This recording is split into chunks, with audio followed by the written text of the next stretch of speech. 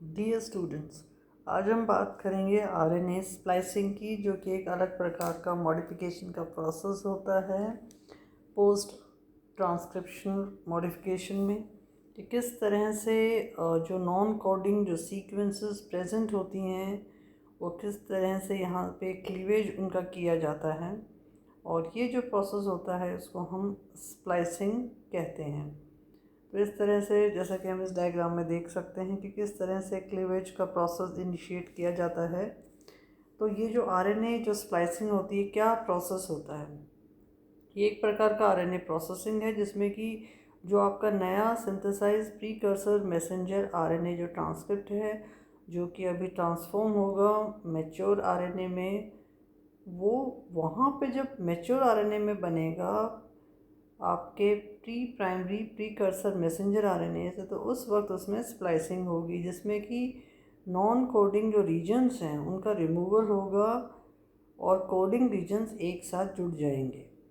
Nuclear encoded jeans में splicing जो होती है वो न्यूक्लियस के अंदर होती है। प्रोसेस इमीडिएटली ट्रांसक्रिप्शन के बाद होता है या ट्रांसक्रिप्शन के साथ साथ होता है। यूकैरियोटिक जीन्स में, जिनमें कि इंट्रॉन्स होता है, उसमें स्प्लाइसिंग जो है वो रिक्वायर्ड होती है जिससे कि एक एमआरएनए मॉलिक्यूल बन सके जो कि ट्रांसलेटेड होगा प्रोटीन में। कई प्रकार की यूकैरियोटिक जो इंट्रॉन्स हैं उसमें स्प्लाइसिंग जो है एक सीरीज़ ऑफ रिएक्शंस के रूप में होती है जिसको कि स्प्लाइसिजोम के द्वारा किया जाता है, जिसमें कई सारे small nuclear ribo nucleoproteins SNRNPs involve होती हैं, राइबो न्यूक्लियोप्रोटीन्स इन्वॉल्व होती हैं। और सेल स्प्लाइसिंग जो इंट्रॉन्स या राइबोसोम जो होते हैं वो कैटालाइज करते हैं अपना खुद का excision from the parent RNA molecule. तो यूकैरियोटिक सेल्स में हम देखते हैं कि स्प्लाइसिंग जो मैकेनिज़्म है वो अलग अलग टाइप्स का परफॉर्म होता है, कि डिपेंड करता है कि कौन से आपके प्रोटीन्स प्रेजेंट हैं और किस चीज़ की आवश्यकता है सेल को। तो इस तरह से ये RNA splicing mechanism mature RNA या एमआरएनए जब बनता है, विकसित होता है प्राइमरी ट्रांसक्रिप्ट आरएनए से, तो कोडिंग रीजन्स ही उसमें प्रेजेंट हों और नॉन कोडिंग सीक्वेंसेस उससे हट जाएं, उसको हम स्प्लाइसिंग कहेंगे।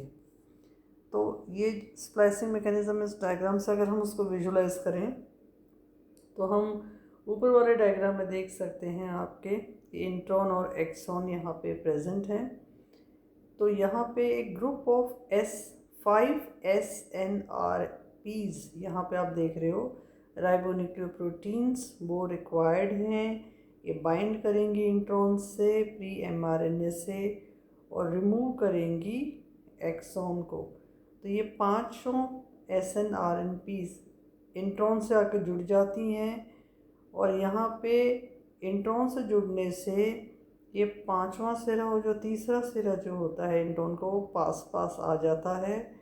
एक लूप जैसी संरचना यहाँ विकसित हो जाती है और इस तरह से हम देखते हैं कि एक्सॉन्स भी एक दूसरे के पास आ जाते हैं। अब ये जो इंट्रॉन्स जो कि लूप बना दिया उन्होंने और SNRPs उसके अंदर आ गई, फिर ये जो इंट्रॉन जो हैं वो डिटैच हो जाएंगे और स्प्लाइस साइट जो हैं वो कनेक्ट हो जाएंगी मैच्योर mRNA की।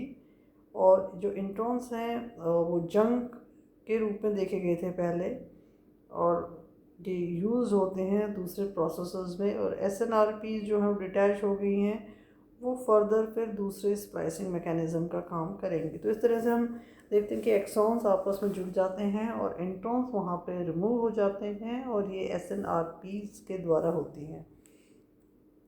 Introns non coding DNA sequences हैं और ये जो वर्ड इंट्रॉन होता है वो डिनोट करता है DNA sequences with in the gene और कॉरस्पॉन्डिंग सीक्वेंसेस RNA ट्रांसक्रिप्ट्स की।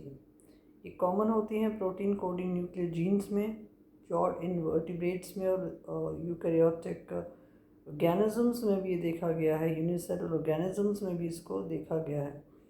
आरएनए जो स्प्लाइसिंग है वो इंट्रॉन्स जो एक्सॉन्स के बीच में होता है उसका जो रिमूवल होता है ये क्रूशल होता है, क्योंकि वेरिएशन जो है प्रोटीन में बायो प्रोडक्ट में जो फॉर्मेशन होगा वो इन्हेंस होगा ऑल्टरनेटिव स्प्लाइसिंग के द्वारा। इंट्रॉन जो है वो डोनर साइट और एक ब्रांच साइट में होती है इसमें, और एक एक्सेप्टर एंड होता है जो कि रिक्वायर्ड होता है स्प्लाइसिंग के लिए। एक्सॉन्स क्या होते हैं? Exons protein coding DNA sequences होती है जो कि नेसेसरी कोडोन्स या जेनेटिक इन्फॉर्मेशन को कंटेन करते हैं जो कि ज़रूरी है प्रोटीन सिंथेसिस के लिए। ये एक्सॉन जो शब्दावली है वो एक्सप्रेस करती है ऐसा हिस्सा जो कि जीनोम में प्रेजेंट है जो कि एक्सप्रेस कर सके अपने आप को। इंटायर सेट ऑफ जो एक्सॉन जो प्रेजेंट होते हैं जीनोम में वो एक्सोजोम्स कहलाते हैं, जो कि किसी जीनोम में प्रेजेंट हैं तो उसको हम एक्सोजोम कहेंगे। जो जीन्स जो कोड करेंगे प्रोटीन्स को, एक्सोन जो हैं कोडिंग जो सीक्वेंसेस हैं 5 to 3 फॉर्म में होंगी अनट्रांसलेटेड रीजन्स में। एक्सोन सभी ऑर्गेनिजम्स में पाए जाते हैं, जॉर्ड वर्टिब्रेट से लेकर सभी माइक्रो ऑर्गेनिजम्स में इनको पाया गया है। ह्यूमन जीनोम में एक्सोन जो होते हैं 1% काउंट करते हैं टोटल जीनोम में, रेस्ट जो है वो इंटरजेनिक डीएनए इंट्रॉन्स में है। एक्सॉन्स बहुत ज़रूरी हैं, एसेंशियल हैं प्रोटीन सिंथेसिस के लिए। वो कैरी करते हैं रीजन जो कि रिक्वायर्ड होते हैं वेरियस टाइप्स ऑफ प्रोटीन जो कि बॉडी की रिक्वायरमेंट है। ऑल्टरनेटिव जो स्प्लाइसिंग जो मैकेनिज़म्स जो होते हैं उससे एक्सॉन्स जो होते हैं अरेंज होते हैं डिफरेंट कॉम्बिनेशंस में। एक्सॉन्स का जो डिफरेंट कॉम्बिनेशन में जो या डिफरेंट कॉन्फ़िगरेशंस में जो अरेंजमेंट होता है उसी वजह से अलग अलग प्रकार की प्रोटीन्स का फॉर्मेशन होता है। ये प्रोसेस जो है वो सिमिलर है ऑल्टरनेटिव स्प्लाइसिंग से, जिसमें कि एक्सॉन की शफलिंग होती है। एक्सॉन्स में सिस्टर क्रोमोसोम्स में उनका एक्सचेंज होता है रिकॉम्बिनेशन में। तो इस तरह से एक्सॉन्स या प्रोटीन कोडिंग डीएनए सीक्वेंसेस वो किस तरह से अलग अलग प्रकार की प्रोटीन्स का कोडिंग करती हैं, कौन कौन से मैकेनिज्म से करती हैं। तो अगर हम देखें डायग्राम तो this is a pre mRNA primary transcript, इसमें एक्सॉन्स और इंट्रॉन्स दोनों प्रेजेंट हैं। कंप्लीट प्रोटीन कोडिंग सीक्वेंसेस बन जाएंगी स्प्लाइसिंग मैकेनिज्म के द्वारा। तो यहाँ पे आप देख सकते हो ऑल द एक्सॉन्स उनकी ज्वाइनिंग होगी स्प्लाइसोसोम्स के द्वारा ये होता है। तो ये लार्ज कॉम्प्लेक्स मॉलिक्यूल होता है जो कि आरएनए और प्रोटीन का बना हुआ है, जो कि रेगुलेशन कर रहे हैं आरएनए स्प्लाइसिंग का। स्प्लाइसोसोम में 5 स्मॉल न्यूक्लियर आरएनएज होते हैं, एसएनआरएनए होते हैं, और 80 प्रोटीन मॉलिक्यूल्स होते हैं। इनका जो कॉम्बिनेशन होता है आरएनए इसका प्रोटीन के साथ में, जैसे कि फॉर्मेशन होता है आरएनए प्रोटीन संकुल का, जिसको हम small nuclear ribo nuclear protein कहते हैं। ये कन्फाइन होते हैं न्यूक्लियस में और एसोसिएटेड होते हैं इमेच्योर प्री आरएनए ट्रांसक्रिप्ट के साथ में। ये जो स्प्लाइसोसोम्स हैं ये वर्क करते हैं in addition with RNA interactions या आरएनए प्रोटीन इंटरेक्शंस के साथ में इन्वॉल्व हैं। ये इन्वॉल्व हैं रिमूवल ऑफ इंट्रॉन्स में, लाइगेशन में एक्सॉन्स के। दूसरा एक और सेट है स्प्लाइसोसोम्स का जिसको हम कहते हैं माइनर स्प्लाइसोसोम्स, जो कि यूकैरियोटिक सेल्स में पाए गए हैं, जिनमें कि लेस अबेंडेंट आरएनएज प्रेजेंट होते हैं और जिसमें कि स्प्लाइसिंग एक rare class of pre mRNA introns के माध्यम से होती है। तो स्प्लाइसोसोम्स बहुत ही कॉम्प्लेक्स मॉलिक्यूल्स जो कि आरएनएज और प्रोटीन्स के बने हुए हैं और इम्पॉर्टेंट भूमिका निभाते हैं आरएनए स्प्लाइसिंग में with the help of 5 small nuclear RNase और 80 प्रोटीन मॉलिक्यूल्स।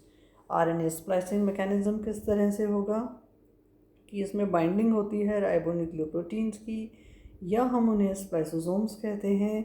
इंट्रॉन्स के साथ में स्प्लाइसिंग साइट में ये जो बाइंडिंग होती है इसमें एक बायोकेमिकल प्रोसेस इनिशिएट होता है जिसको हम ट्रांसईस्टिफिकेशन कहते हैं।